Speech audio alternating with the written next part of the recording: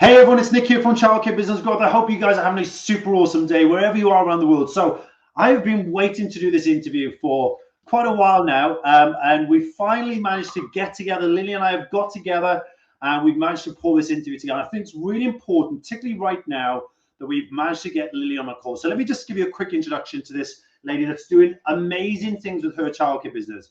So Lillian basically came to us, what is about maybe 11 months ago now, and very, very passionate about her childcare business, knew what she wanted to do. Beautiful facility in Canada. It's just absolutely amazing. And just really came just driven, knowing exactly what she wanted to do. She wanted to get as full as quickly as possible and said, right, guys, what do we need to do to get there? And I've never seen, with the greatest respect, I've never seen anyone implement things so fast. And as a result of that, she's taken her business now over the last 10 months to being full with a huge waiting list, to opening potentially a second location and doing over 2 million in recurring revenue per annum, which I just think is unbelievable. So Lilian, I am extremely grateful for you joining me. Do you want to tell everyone a little bit about the business and, what's happened over the last few months? Yeah, so of course it's our pleasure because we wouldn't have been here without the team. But it's been a fantastic change. Originally when COVID, I guess, first hit, it was hard on everyone. It was hard on our clients. It was hard on our staff. It was hard on us, and it was something that no one can really anticipate. Kind of the results of that. The last 10 months have been amazing. It's went from pretty much zero capacity to about 120% capacity. And as you mentioned, with a huge waiting list, we're pretty much now focusing on maintaining our center. We're able to do all of the small things that we really can't do on a day-to-day when we're kind of trying to constantly worry and stress about getting those spots filled out. We're able to take it to the next level, kind of, I guess, with the support of the team, because it's easier to see kind of future goals when you're when you're not worrying about the present so much. Yes. Yeah. And the thing is as well, guys, I just want to point out that this has been done in the middle of a pandemic. Like when you first came to Lillian, it was literally like, okay, we know what's going on. The reality is that we don't know when this is going to end, but we just need to get on with it. We just need to deal with it, And I totally respect that some people shut down, they had no choice. Some people just decided to close doors just to be safe and everything. I respect that, and everyone's got their own opinions.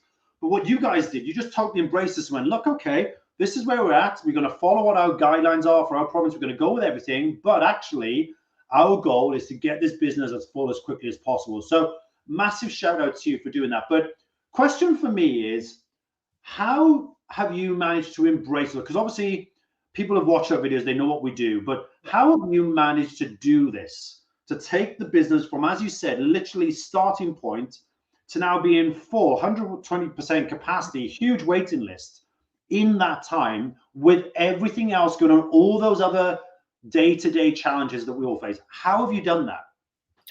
It definitely takes drive.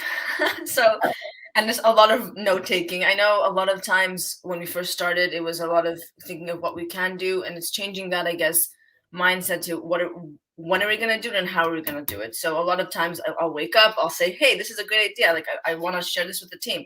I open a task, and then the team makes this a reality for me, right? We always have so many great ideas that could work kind of as we work. It's just really about doing it in the now and not worrying about the later, and using those resources. I wake up, or I working with the kids, and I say, this would make our life easier. This would make it easier for my team. How do we do that? And how do we do that as fast as possible? Good point. Yeah. I think that's a really important point there, because we all have ideas, and sometimes we have all these great ideas and we get frustrated with ourselves because we don't implement them. Because, I was talking to someone else earlier today, and it was all around, they acknowledge the same thing. You end up firefighting with the day-to-day stuff that goes on. And what I often tend to see with a lot of business we work with, that there's the people that are, doing extremely well, have found a way of coping with, there is all this day-to-day headache and hassle and stress, but also we need to know that there's got to be a percentage of time allocated to, this is what we need to do to grow the business. So is that what you've done? How all those day-to-day challenges, particularly during COVID and everything else, How have you coped with that day to day, as well as then growing the business? Yeah, well, it's a good point. I mean, there's always fires to put out during the day. We're working with kids and we're working with parents, so that's even harder. Mm.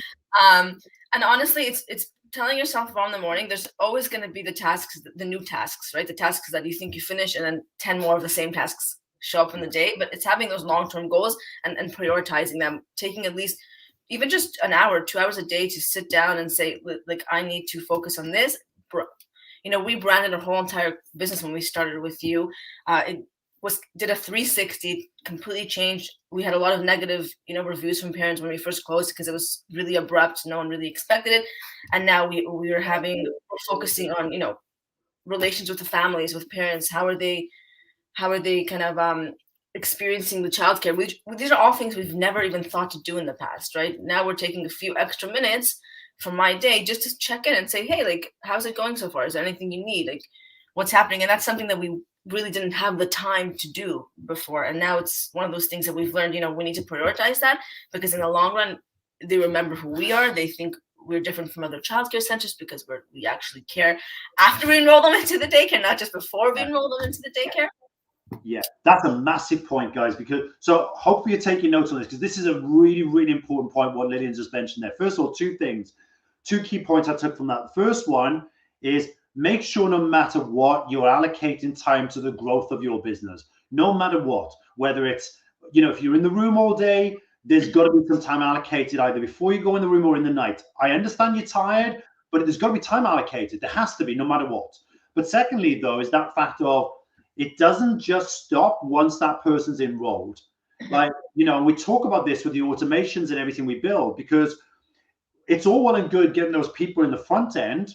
But like you say, if that person feels like, well, all they were concerned about was getting me in and signed up, and now they don't care, they're not going to make referrals. Because the great thing, as you just talked about, is once you've got these families in and they're really happy that they know you care about them every day, you're going above and beyond, you're stretching that bit further, they are more likely to make referrals. They are more likely to tell a friend when they go to a family barbecue or something, like, oh, these are the guys you need to go to. Mm-hmm. And you've grown a lot of, obviously, haven't you, off the back of that. You're very spontaneous. You'll react to things quickly. You'll get things done. You'll always allocate time. I want to find fascinating as well now, I hope you don't mind me saying this, but, Lilian's, the center is actually in Canada, but Lilian's in California right now. And how long have you been there? About a month now, 4 weeks. Okay. And how are you finding still managing the center as such, but still being remote as well? How do you do that? I mean, I'm happy that we're at the point where we could do this. It's really nice.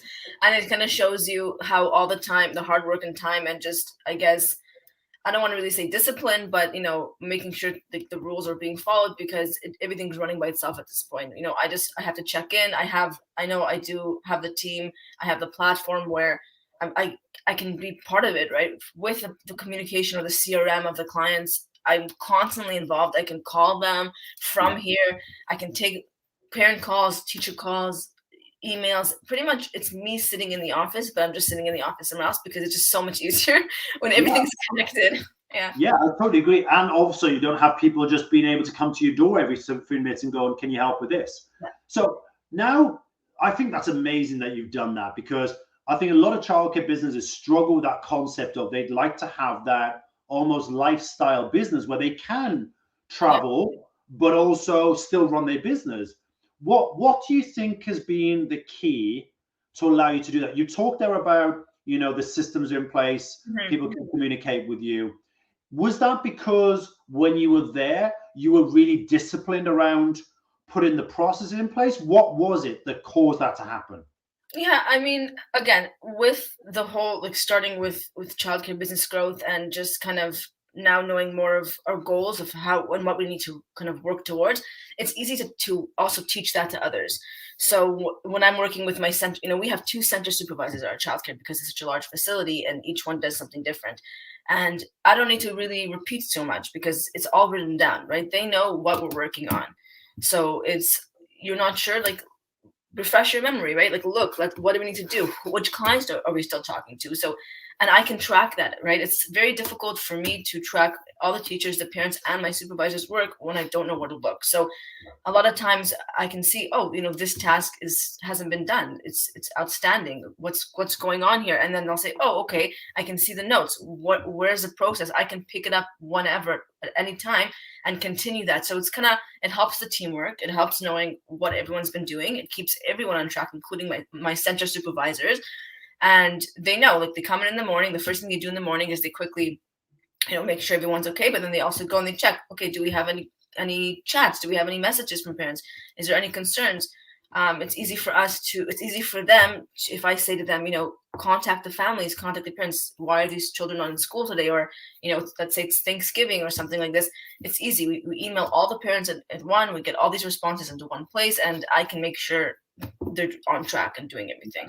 That's a very good point. So one of the things we do, or we've done with Lilian and all of our clients, is that we have this system that essentially manages all the conversations in one place. Email, text messages, Facebook messages, whatever platform that parent decides to communicate on, even phone calls, it's all in one place. And I guess that's part of the thing, in some respect, as you say, that allows you to be anywhere, and still technically a parent could think you're in the same building, because you're communicating through that platform. It doesn't really matter where you are. Yeah. So, and that's made a big difference. So anything else, if you were to give someone, and I know I didn't plan this question with you, but if you were a center director right now that was coming back post-COVID, and you're in a situation where you're thinking, okay, I need to grow my business, but I'm struggling day to day. What's the fundamental things you might say to them that they need to start to do to be able to do that? I mean, you need to take the passion and the drive that you have and say, this is what I want, and make a time to sit down and say, when am I going to do this? I think that's the first thing, is just figuring out the goals. Like, why are you in childcare? We don't want to be as directors in childcare because we want to just run around like crazy all day long. That's not what we enjoy, right? We want to work with families that we enjoy. We want to have good conversations with the teachers and the kids.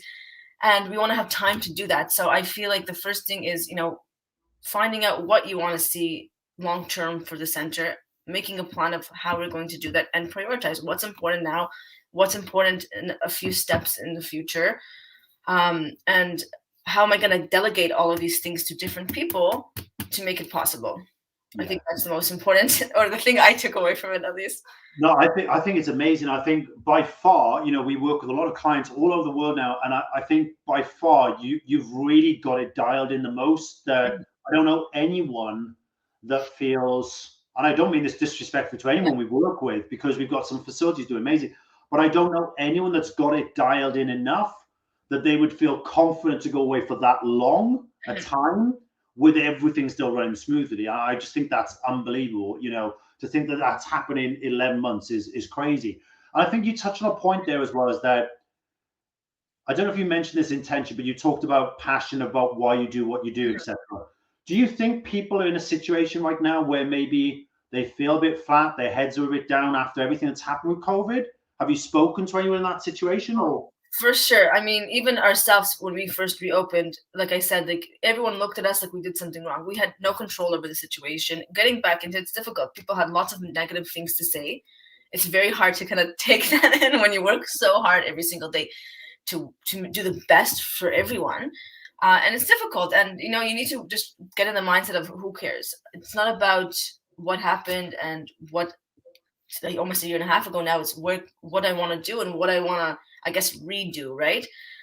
So yeah, it is a bit tough to kind of get back into the mindset of getting back into the groove of, let's get enrollment done, let's plan to grow, let's keep the standard up high, because we can also have a full facility, and then constantly kids leaving, kids coming in. So keeping that standard and getting ideas of what that standard is that you want to have, right? All my staff, my teachers, my families know that in our center, this is what we do, and this is how we're going to keep it. And it's just remembering why we're doing it, and it makes it just so much easier. Yeah. How much time, like, let's say, for example, I don't know, you've had, how do you manage to separate that? Like when a crisis happens, one of the things that I remember someone always taught me is that no matter what, even if it was the worst thing going on right now, your business is right up against the wall, everything's going on. You know, what I was taught a while back is this: being able to departmentalize this, just put it in and allocate set time to that. Is that what you've done? Like if you had, I don't know, maybe staff illness or staff shortages or COVID cases, or how do you manage to like go, okay, no matter what, I know I need to do this today, but I've also got to deal with this emergency like as well. Do you, you know, because obviously, as you said, when you first took over and you had all that negativity, was that something you were dealing with every day, or were you just going, no, I'm going to deal with this at certain times of the day or on certain days? Yeah, exactly. So, I mean, in the beginning, you always kind of try to prioritize the negative feedback. And then I guess you try to, after learning and kind of working with new people, you kind of figure out, you know what, it's also not fair. We put so much energy into all this negativity when all these other families that are so appreciative really get so much less response from us, or so much more less attention from us. And it definitely should be the other way. You know, we need to go and say, hey, you know, I'm so happy you're having a great experience. Can you do a review for us? Can you recommend our center to somebody else, or can you help us by doing maybe like a video for the center like we did, versus always focusing on how we can fix the people that are just saying things that maybe aren't true, or maybe aren't fair that they're saying these things, or we're just putting our energy into the wrong, you know, direction. Yeah, I think that's a really important point. Actually, yeah, you know, it's too easy to take it to heart when someone, because obviously we are so passionate about what we do, but we can really take it to heart when someone does criticize what we do. And as you say, I think you can only, there's always a saying, I remember someone saying to me that you can only help the people swimming towards you. And it's one of those things, like you've just said there, there's parents out there, there are people happy, you know, over the moon with what you do, but you're never going to be in a situation where you can please everyone. So I think that's really important. Guys, there's so much from this session. I hope you're taking notes, because just to put this in perspective again, like this facility has gone from, you know, brand new opening again, shutting the doors originally on the last business name that was there, getting some negative reviews, and literally flipping the whole thing, not only based off being a brand new business, but also in the middle of a pandemic, and then totally transforming that business to now be in a situation where you're literally looking at opening a second location, not even far from you, are you? It's like really close. Yeah, pretty much across the street. Yeah, literally across the street from, you know, I saw it recently and it's like literally is across the street. So, you know, because there is so much demand, and that hasn't come from just marketing. You know, it's too easy for me. I could go, oh yeah, well, that's due to all the marketing. It's not. It's due to having a robust system in place, making sure you set your standards high for what your team and what you want from your team, and also then making sure you're allocating time to deal with the issues, but also allocating time to deal with the business growth as well. And then making sure, like Lilian said as well, is going above and beyond, not just treating that someone's just started with you and then going, hey, well, they're in now, you know, we just need to look after them. Actually touching base with them and going, hey, you know, how's the first week gone? How have you settled in? Is there any questions you've got? Are you happy with the invoicing? And just making sure that person feels loved and cared for. So is there any, excuse me, any last points that you would say for an owner that may be, I don't know, struggling right now, head's a bit flat, maybe they don't have that drive or motivation? Is there anything you'd say to them to kind of give them a bit of inspiration to how they can pick themselves back up? Oh, I think we paused. Oh, I think I've lost Lilian there, guys. But okay, her internet's dropped off. But the point, I'll just carry on and say, hopefully we'll get Lilian back. If we don't get Lilian back, I'll just wrap it up here. But the point I wanted to make, guys, is that this person has literally transformed their business in 11 months, okay? And like I said, there's no point in me just sitting here saying it's all down to what our team has done. You know, yes, we've been there, we've put the systems in place. But what Lilian's been prepared to do is follow a proven path, follow a proven model of what it takes to put this system in place, okay? Because she knows now she can be anywhere in the world and the business is still running smoothly every single day. And she's now in a position where she's got a blueprint where she could go and open 5 other locations because she's got that system, she's got that structure. And I think sometimes what we miss in our businesses is we struggle with having the right allocation of time to be able to do things. Okay, so make sure if you've got challenges going on, allocate time to those challenges, but also make sure you allocate time to deal with the growth of the business as well. Okay, so I hope you've got a lot from. Oh, there you go. Lynn's just coming back in. I think she's coming back in, hopefully. Okay, she's trying to come back in. No, I think we've lost on connection. But guys, I hope you found that useful. I was going to say to Lilian, I'm looking forward to, we have a big event coming up in April next year where all of our clients are coming together. We're all going to do a big event at Disney for 3 days. And Lilian's going to be getting several awards when she comes to that event. So I don't know, Lilian, can you hear us now? Oh, I think you're back. I'm not quite sure. Maybe it's your internet connection. I don't know if you can hear me or not. Can you hear me, Lilian? Hi. Hi, there you go. I don't know what happened. It just kind of stopped working for a second. Yeah, I think you're cutting in and out a little bit, but the point, I was just wrapping up a little bit, Lynn, just to say, just to cover off the points we talked about there. But just the last thing I wanted to say to you really is massive respect to what you've done. Honestly, I have a huge amount of respect for everything you've done with your location, the ability that everything you've put in place, even during this pandemic. Doing that. Oh, there you go. You're coming back in. So all I was going to say there, Lynn, I think you're cutting out a lot, but all I was going to say just to finish off there was that I can't wait to see you guys at the event in Orlando in April. I think it's going to be awesome. We've got lots of awards for you at that event. You're going to be getting your 2 million revenue awards, that your gold disc is going to be coming to you, and all the other awards as well. So I'm very much looking forward to seeing you there. Guys, I hope you got a lot of value from this. Make sure you go back, listen to this again, take those points from it, because I promise you there's lots of little nuggets in there that Lilian shared, and she's a great example and a great role model to follow. So massive shout out again to Lilian. Thank you so much for joining me. And I hope you guys found this useful, and I'll catch you on the very next podcast. Bye for now, everyone.